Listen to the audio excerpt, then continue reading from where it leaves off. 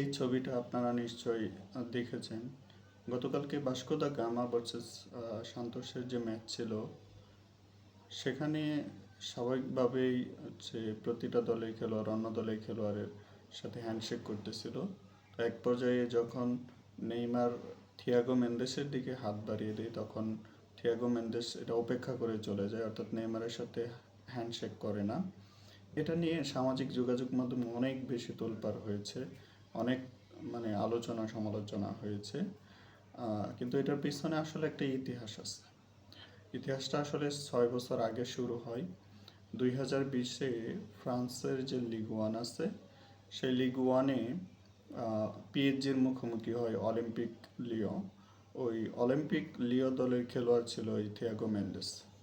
তো খেলার এক পর্যায়ে আসলে মেন্ডেস নেইমারকে একটা কাচি ট্যাকেল করে, এবং ট্যাকেলটা এতটাই মারাত্মক ছিল যে নেইমারের পা মচকে যায় এবং সে কাঁদতে কাঁদতে স্ট্রেচারে করে মাঠের বাইরে চলে যায়।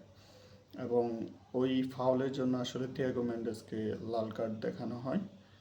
পরবর্তীতে সামাজিক যোগাযোগ মাধ্যমে মেন্ডেস ক্ষমা চেয়েছেন এটার জন্য, কিন্তু তারপরেও নেইমারের বাবা আসলে ওকে কাণ্ডজ্ঞানহীন এবং সহিংস বলে আসলে মানে গালি দেয়।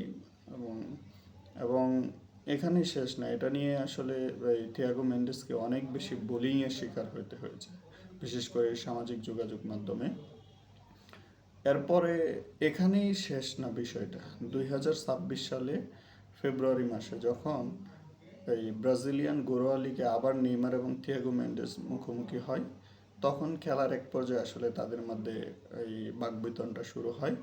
এবং এক পর্যায়ে থিয়াগো মেন্ডেস নেইমারের মুখে স্পর্শ করলে নেইমার আসলে মাটিতে পড়ে কাতরাতে থাকে। এবং ম্যাচ শেষে নেইমার থিয়াগো মেন্ডেসকে কাণ্ডজ্ঞানহীন, বোকা এসব বলে আর কি কমেন্ট করে। ফলে এটাও আসলে অনেক বেশি তখন ওই থিয়াগো মেন্ডেসকে আঘাত করেছিল। এবং সেই ক্ষোভের জায়গা থেকে মূলত সে গতকাল ম্যাচে নেইমারের সাথে হ্যান্ডশেক করে নাই। এবং এটা যারা নেইমার ফ্যান আছে তাদের জন্য অনেকটা আসলে গায়ে লেগেছে তাদের, এবং অপমানজনক মনে হয়েছে, যার কারণে এত আলোচনা সমালোচনা।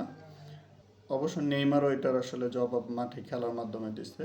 অসাধারণ 2টা সেট পিস ছিল তার, এবং এগুলা থেকে আসলে গোল করে অন্য খেলোয়াড়, ফলে তার দল 3-0 গোলের দারুণ একটা জয় পায়। এবং এটাকে প্রতিশোধ হিসেবে আসলে নেইমার ফ্যানরা দেখতেছে। আসলে ঘটনাটা অস্বাভাবিক মনে হলেও এটা শুরুটা ছিল 2020-এ, এবং এটা চূড়ান্ত রূপ পায় আর কি গতকাল রাতে। যদি আসলে খেলার মাঝে এসব হয়েই থাকে, কিন্তু এটা নিয়ে রেষারেষিটা বাড়িয়ে আসলে সম্পর্ক নষ্ট করা মোটেই ঠিক না। কারণ প্রত্যেকেই দেখতে চায় স্পোর্টসম্যানশিপটা। তো সেই জায়গা থেকে আসলে থিয়াগো মেন্ডেস কতটা ঠিক করেছে বা ভুল করেছে সেটা আপনারা বলে যাবেন।